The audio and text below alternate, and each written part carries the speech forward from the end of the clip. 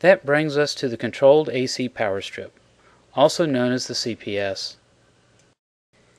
It has all of the features of the ARR and the ARR Plus models as previously discussed, such as the ring reboot feature and the RS-232 interface. It can also accommodate the EDO touch-tone controller, run any of the automatic software programs previously discussed, and can be daisy-chained. So let's put another CPS on here.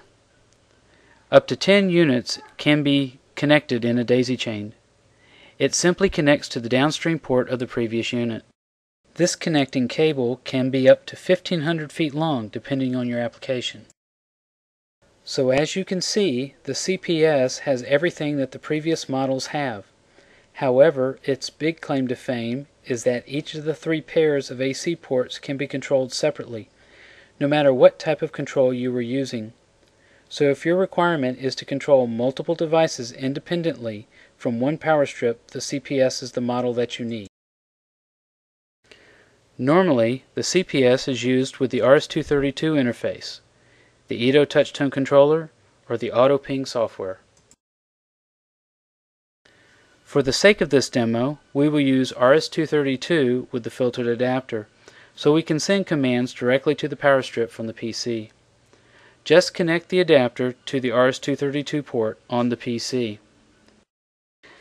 Then use the RJ cable to connect to the control port of the power strip.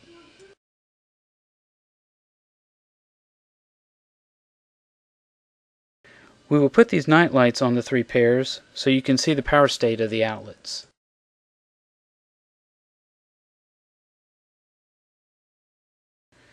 Now let's send a few commands. First, we'll turn off port 2 on the first power strip. The command is *0, where 0 is the address of the power strip in a daisy chain that you want to control. Then 2, which is the number of the port. Then 2 again, which is the off command. It's just that simple.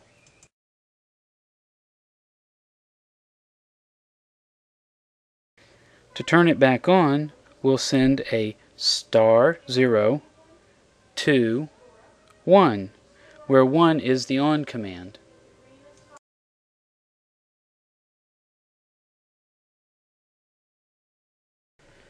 You can use wildcards too, such as a #. As an example, to reboot all of the ports on every power strip in a daisy chain, enter a *#, where # denotes all of the units in the daisy chain, then # again to signify all the ports on each power strip. Finally, a 3 for the reboot command. As you will see, there is about a 6-second off time delay embedded in the reset command.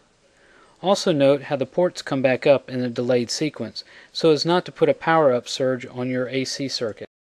These simple commands can easily be embedded into your application program. We also have a DLL to help you if necessary.